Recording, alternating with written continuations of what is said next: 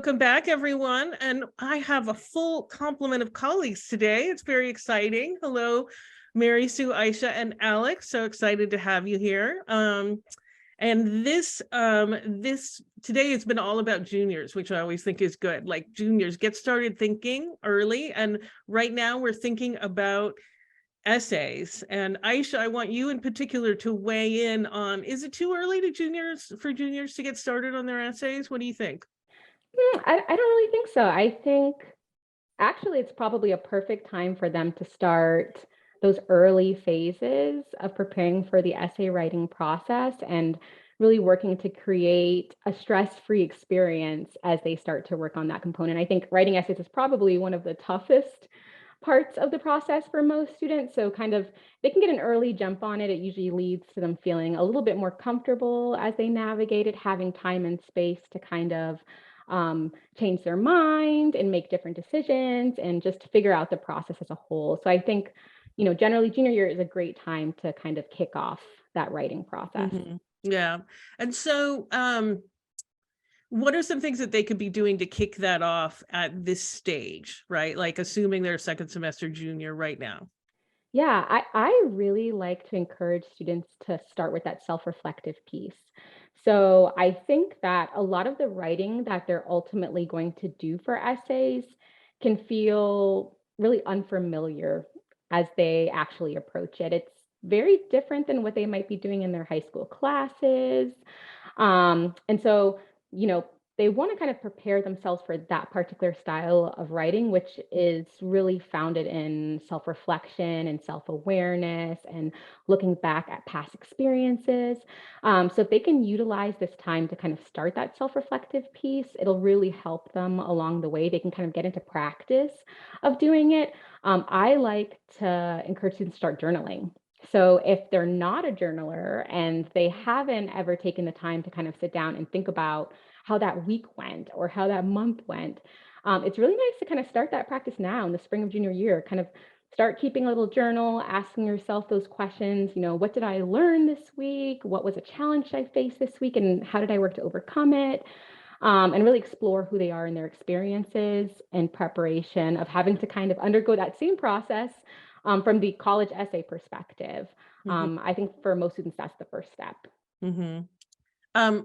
Alex, how about you? Do you have any thoughts on this? Yes, I definitely agree with Aisha. I think it's a great time to start thinking about the process. I do think it's a little too early to say, I'm going to sit down and write my college essay and be absolutely done by it by June. I think June and July that's when I really want you to start working on your first draft. But right now, let's start that brainstorming process. And how I like to go about that is, similar to doing some journaling. For me, that always put a lot of pressure on it. I would sit there and say, oh, I've got an hour to do this and nothing's on the page. So I find that actually putting a little timer on my cell phone and saying, this 5 minutes, I'm going to do a free write and just write as much as I can, that can get me going in journaling. So I do think that's a really great idea, Aisha. And sometimes if you need that extra little encouragement,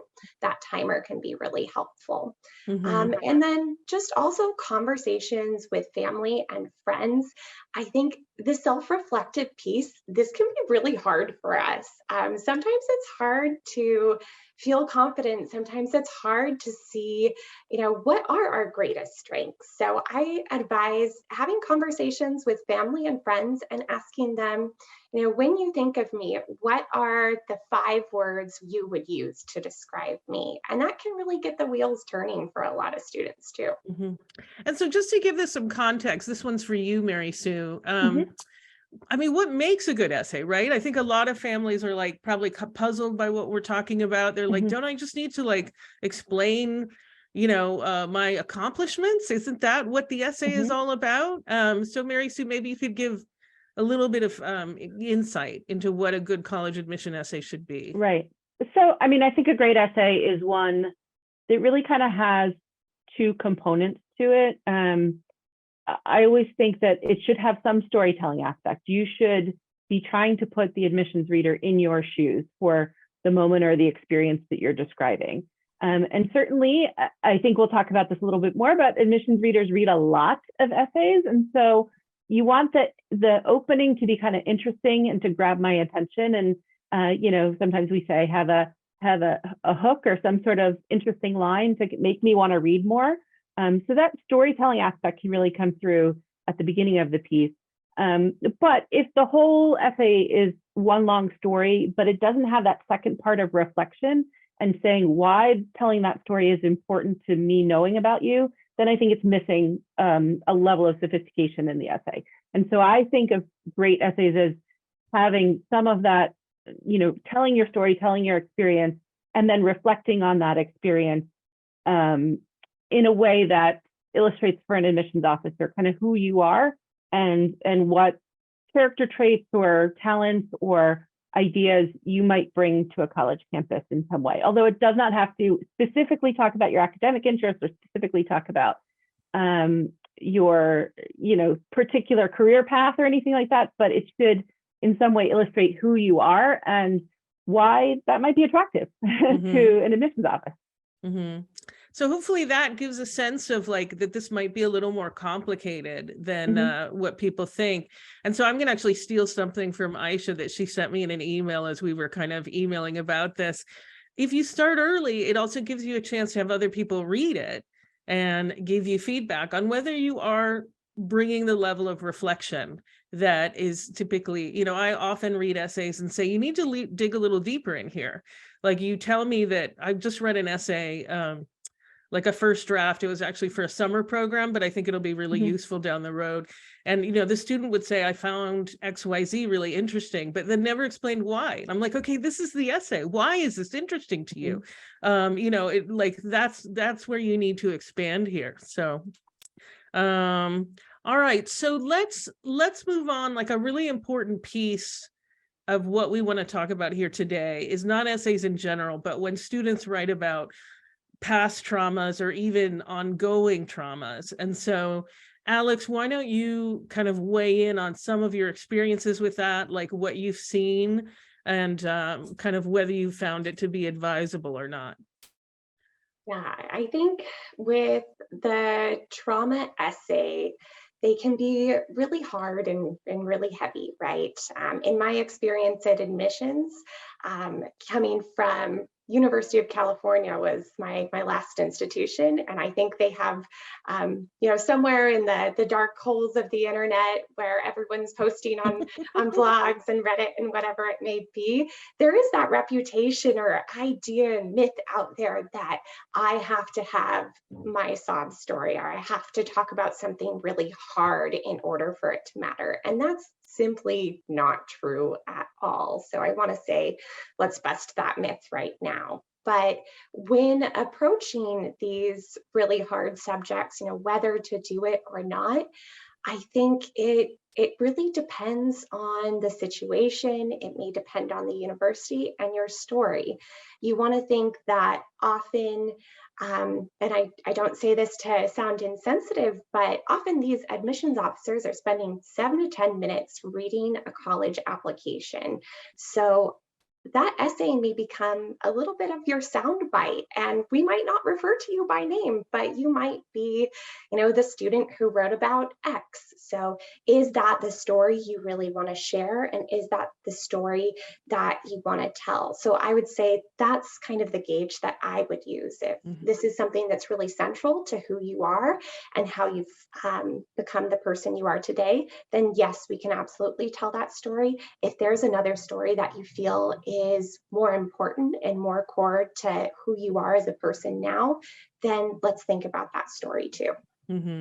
Mary Sue, what do you think? Mary Sue, just for context, is in charge of our, like, we help lots and lots of people review. We review a lot of essays, and Mary Sue is one of the people in charge of that process. So she sees all kinds of essays under the sun. Right. So yeah, let's have you weigh in on this. So, I mean, maybe it's important to kind of say, you know, what we mean by trauma. And I think trauma can be things like telling about that the student has endured an assault or a crime against them, or that they have been in an abusive situation, or that they've had something like a traumatic medical diagnosis or surgery, or a close family member has passed away during their high school years. And so these are the kinds of things that when we read really as a team, thousands upon thousands of essays, those of us who manage the essay group kind of see some of these things come up as, traumas that are talked about. And, certainly these are things that are kind of maybe very hard for a student to deal with. And so admissions officers are people, we certainly have empathy for the student in those moments. But I also wanted to know sort of more than just detailing the trauma in that essay. And so sometimes I would read an essay and the entire essay would be about the story of the traumatic incident. And at the end of the essay, it would not have any of that reflection. It really seemed to just serve a purpose of, let me tell you about this trauma in my life.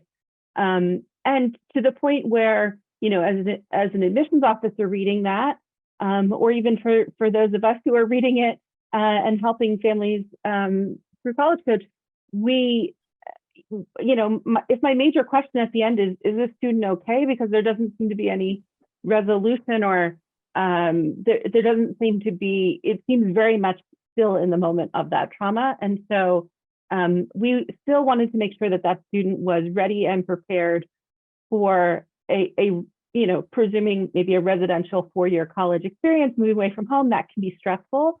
And so we wanted to make sure that they were on a good space where they could kind of move on to that next step. And so sometimes trauma essays sort of don't have that level of reflection where they've talked about sort of coping skills or ways in which that student has gotten help and been able to move past it.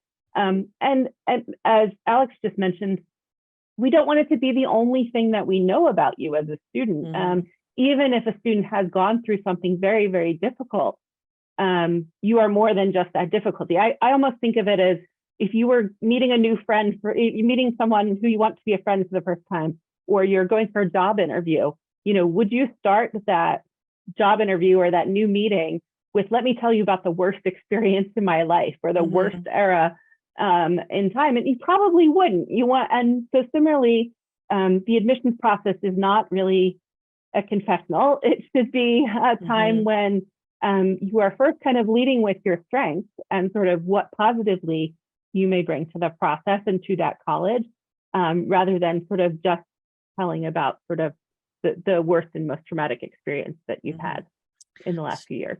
So Aisha, I want you to weigh in. Like, can you think of an example of when a student did talk about a trauma or something that they'd gone through, but did it in a way that it is sort of like really added to the admission process and to the fuller understanding of who they are, instead of making them just that kind of one-dimensional person that Mary Sue is talking about? Like, can you address that?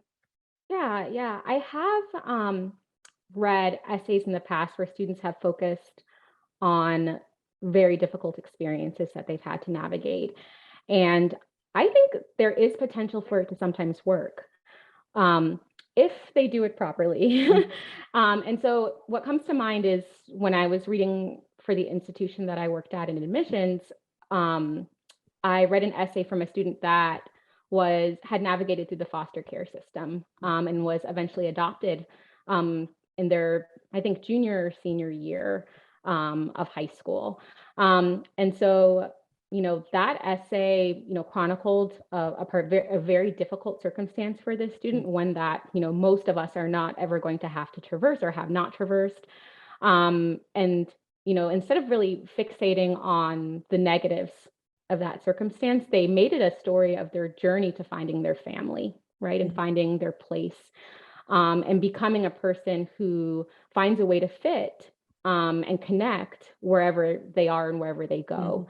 And for me as a reader, reading at an institution that was very large, where students had to really work hard to kind of find their niche, find their place, find their community, this spoke to me as a student that, would be able to do this on my campus. And ultimately, they were admitted.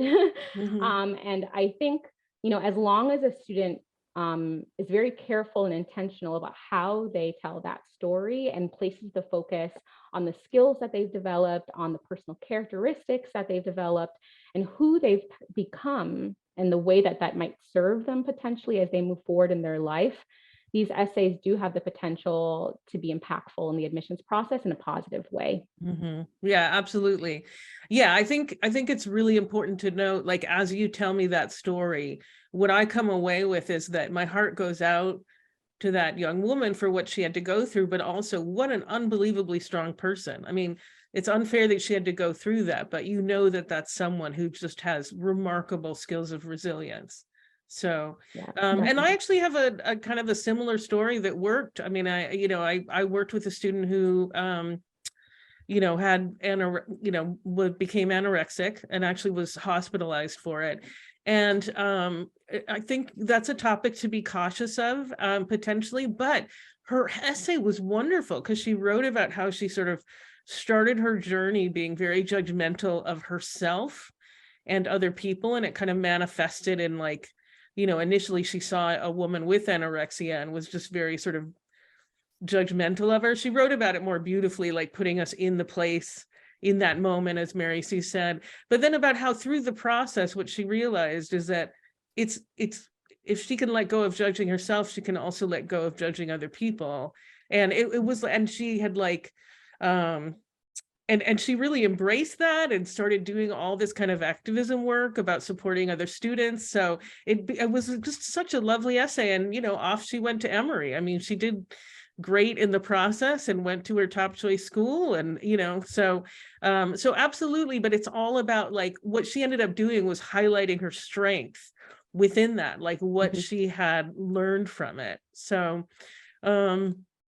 Alex, do you have any examples of, like, essays that you thought were particularly strong, or ones, I mean, it's a little tricky. You never want to say anything negative about a student, but an example of one that really didn't work? Either one. Yeah, I think the ones that just really don't work don't have that self-reflective piece, right? We don't see what's the period of growth, what's the transition, what's the strength here. Kind of to flip it on its head, I had a student who wrote about how growing up, they lived in an area that had heavy gang violence. It was a very violent, turbulent area. Whenever anyone said the city's name, they would say, oh, we don't want to go there. But instead of focusing on all of the negatives and that bad reputation of really her home, she talked about all the positives and how she found her sense of community and how it was truly a wonderful place for her to grow up because it was such a tight-knit community. So I think that's just an example of, we don't have to necessarily have that trauma essay, as you can focus on, wow, what are these amazing things? And that's one of the best essays that I've ever read. So I think either way you go, there are ways to make the essay work, as long as it's a story that's personal to you and you're sharing something that only you could share. That's the thing we want here, is we want to get to know that student. We want to see, we don't necessarily have that chance to maybe do an interview or a chance to meet you in person. So how are we going to remember you, and how are you going to leave that impact? I think is. And this is almost an aside, but I'm also want to say that it's not a good look to pretend you have a trauma when you don't. And that's less common, but I remember talking to a student who was very well off, came from an intact, I mean, everything you want, like this kid. Doesn't mean that you can't have difficulties in life, but like truly this student had not had any trauma other than just being a teenager, which can be traumatic in itself, but nothing like sort of exceptional. And he came to me and he said, well, I know you're supposed to write about a trauma, but I can't really figure out what to write about. And I was like, shut it down. Just shut it down. I say, honestly, like, A, it's not true that you're supposed to do this. And B, if you don't have a trauma and you pretend that you do, or you try and amplify something, like the example that I would give is my parents were divorced. I could have written about that, but like ultimately I knew that like lots of students' parents were divorced. And so even as a high school student many, many years ago, I was like, this is not going to be as interesting, I think. And that was one thing that I was right about even before I started working in admissions. So So Mary Sue, do you have something to add here? Sure. Yeah. So, I mean, I completely agree with that. And I think that if you wanted to, if you, as you asked Alex, like sort of what doesn't work, I think as an admissions officer, the types of essays that sort of irked me the most were the ones that were what I would have called, borrowed sorrow, which to me was, thinking about if there has been something that has made you sad or has been traumatic in your life, it should be something that is directly impacting you sort of on a daily basis. And so, again, you just gave the example of your parents had been divorced. That's not that unusual for a student. Similarly, many students deal with the death of a grandparent during their high school years. And, I think back, my grandmother died when I was in junior year. She lived in Florida. We saw her a couple of times a year. It wasn't something really, although I was sad about it, it wasn't something that really impacted my day-to-day life because she didn't live with me, all of those kinds of things. So I do think about it from that context, but sort of the borrowed sorrow aspect of it is that sometimes we will see essays where a student will talk about, a friend's cousin's mother passed away and then talking about that tragedy in their own life. And again, think about sort of your sort of layers of connection to this particular tragedy. If it's, tragedies happen in communities all the time. And so if it's something that happens, but you are not directly connected to it, and it's not something that is impacting your day-to-day functioning, then I would absolutely say don't write about that, because it does come across as kind of trying to put out a story that is not really directly relevant to you. And frankly, doesn't tell me that much about you. It tells me about that other person. And for example, I had a student last year who really wanted to write about their best friend's sister who had a debilitating muscle illness or disorder and was wheelchair bound. But it was really more the best friend's story than their particular story. And so, again, I think about sort of your direct connection with that. And if it's not something that is part of your daily existence and part of your daily life, then I would say it doesn't qualify as something you can write about and tell about you in your college essay. Mm-hmm. Unless, I guess the one exception I would make is if the essay isn't really about kind of what happened, but if you took action, like for example, a student of mine's grandfather died of Alzheimer's. And so he wrote about absolutely becoming an activist around that. So I was like, awesome, and it did. And to your point, it became something that was part of his daily life, right? Or weekly anyway. So yeah, it's just examining that reflection of, sort of how far removed are you from the situation versus how close to you are the situation. And if it is something like activism started because you saw someone who was dealing with something difficult, that's great. But again, then the focus is more on the activism than about telling that person's tragedy or their trauma. All right. So when, I'm not sure who to address this to. So let's start with Aisha and the rest of you can chime in. Sure. When might it actually be a good idea to write about a challenging situation or a trauma or something? Like when might it actually be almost an incomplete application without it? Yeah, I think you kind of have to look at what is your core as a human and at what is the core of your character. I think if a student starts there in this thought process and in this development of what they're potentially going to write about in their essays and organically arrive at this crucial experience that happens to, incorporate a certain level of trauma, then okay, you kind of have to tell that story. If it means that there's going to be a lack of understanding or the pieces of your application are not going to connect in a way that paints a whole picture of you as an individual, if you were to leave these details out, it would prevent you from sharing something that is so essential to your personhood, then I would say, okay, well, yes, this is the time, this is the place we're going to kind of move in a direction where you tell this particular story, even if it does incorporate trauma and an extremely challenging situation. But otherwise, I might tell you not to, incorporate. Mhm. Yeah. So really, it becomes about being very student-centered. I think Mhm. that's why that self-reflective piece is so important to this process, is because this essay really needs to be a super authentic representation of who you are, and whichever story does that best is the story you should choose, even if it does happen to be a story of trauma. Mhm. Okay. Yeah. Oh, go ahead, Mary Sue. Yeah, I was going to say, and it can be, I'm thinking of a student that I had a few years ago who had a major medical issue that for her 10th grade year, her grades were really impacted. She was out of school a lot because of really trying to figure out what the diagnosis was. It was a rare condition, and so it wasn't an easy diagnosis. And so her grades suffered that 10th grade year, and I thought it was important for the context of her application that she tell that story at some place.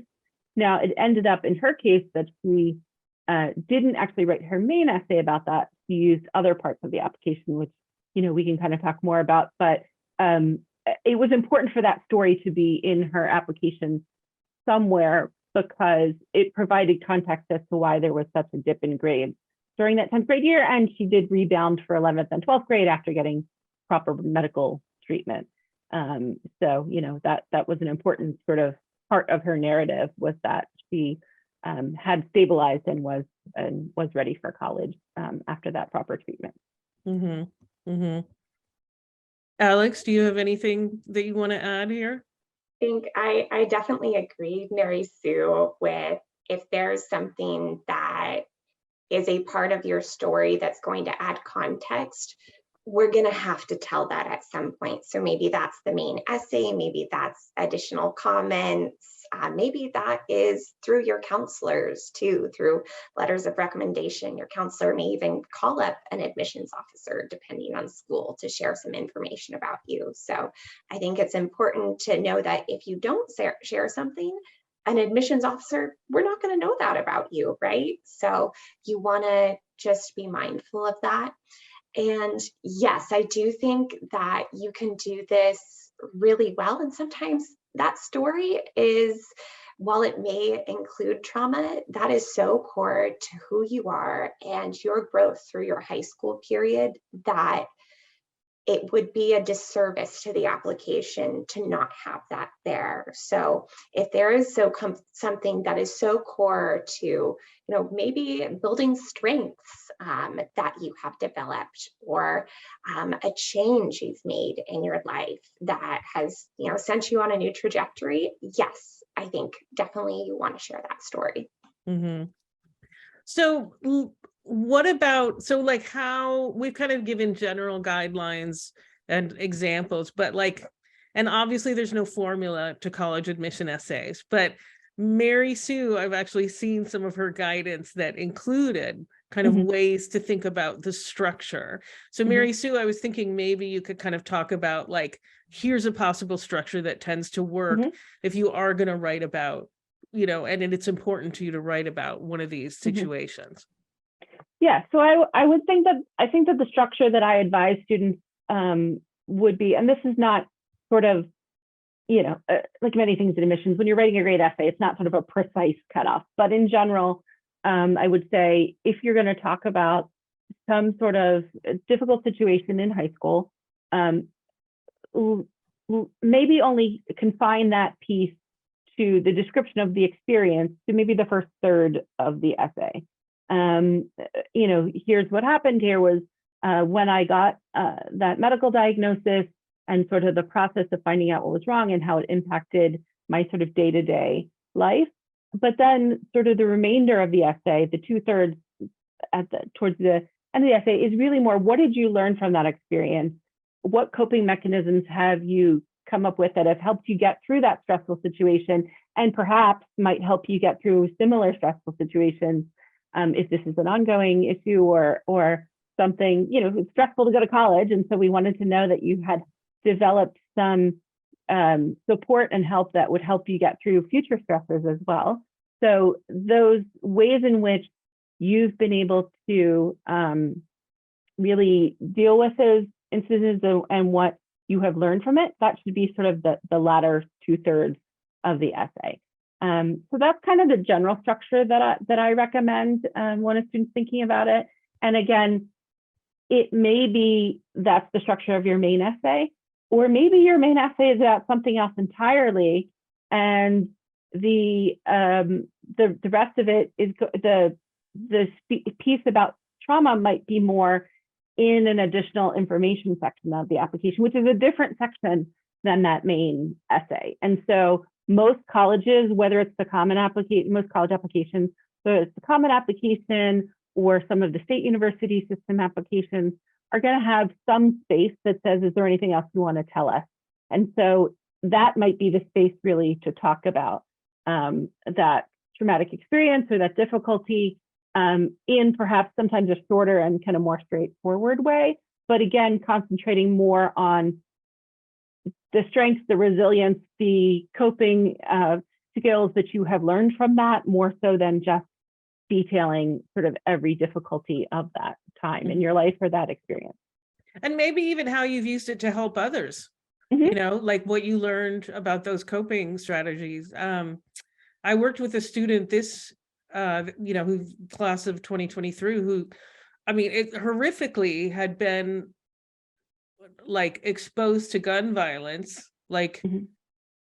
in multiple different ways. And it was, he felt like it was actually hard for him to write about it, but he Mhm. really wanted to, because he had started a club at, like, he just sort of realized that this is such a terrible issue. Like and it was kicked off when a friend of his took his own life, you know, using a gun. And he was like, we need to address this. This is mental health and this is access to guns. And so he like started a club at his school, and he started, you know, and he's like, I'm, you know, we're starting on peer mentoring and we're bringing in speakers. And, you know, he was kind of full of plans of what he was going to do. And I loved that he wanted to take his pain, which was very, very real, but what he wanted to, and help other people with it. And that's what he wanted to focus on in the essay, like, was sort of talking about, like, it feels like there's nothing you can do, but there are at least small things you can do. And it was such a like wonderful and remarkable message from a 17-year-old boy, you know, Mhm. like I just thought, good for him. Mhm. So now one thing, so in the common application, you can use the additional information section to Mhm. write about these things. What about the University of California application, Alex? Yeah, so University of California application, there is a similar area that's additional information or additional comments that you can utilize.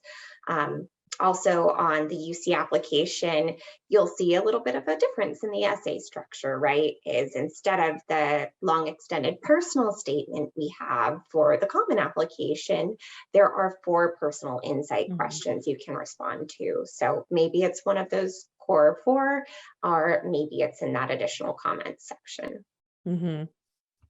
Anything special on the University of Florida application, Aisha? Or, I mean, they're on the Common App at this point, right? Yes, they're on the Yeah. Common App now, so it's pretty standard. But I do want to just quickly say that I'm in full agreement about, you know, what it is that you take and do with that experience that really matters. And I was reminded when you were talking about how when I was at Florida, we had quite a few applicants who were at Stoneman Douglas during the school shootings that happened there. And so there was a period of time where we saw a lot of essays that included, you know, information and stories about an extremely traumatic event that changed these students' lives potentially pretty much for forever. But we also read a lot of stories during that time that were about triumph and resilience and activism. And they were some of the best essays that I think I ever read in my career happened during that time period and were from that set of students. And you just saw a lot of effort and movement and students making change wherever they went, however they could. And so, yeah, that was really formative to me as an admissions counselor, really impactful. And I encourage students to really pull that out of themselves, you know, when they can. Yeah, let's honor those students. Actually, I don't think I've ever seen anybody like, use such a terrible situation as such a call to arms, more so than they did. Just remarkable. So, all right. Well, I think that is it. We only have a couple minutes left, so I got to do my sign off. But thank you all so much for coming. This has been, I think, a great discussion and also a very important one. So thank you, everyone. Thank All right. So everybody join us next week when we'll be talking with Megan Stubendek of Arbor Bridge Test Prep, all about the current state of standardized testing. We are devoting an entire episode to it. So given how complex the situation is right now. So I think you'll all find it extremely useful. And then finally, I want to remind you that you don't have to listen to our shows live. Every show is accessible 24/7 on the Voice America website. And you can also download every show for free on iTunes. And by the way, please rate us if you're on iTunes. We want more people to find us. So please do rate us. You can also find all the shows on our blog page, so blog.getintocollege.com, along with our written blog posts. And that's a good place if you're curious about other topics. You can find our archives there. And yeah, don't forget, we're here every Thursday, 4 p.m. Eastern, 1 p.m. Pacific.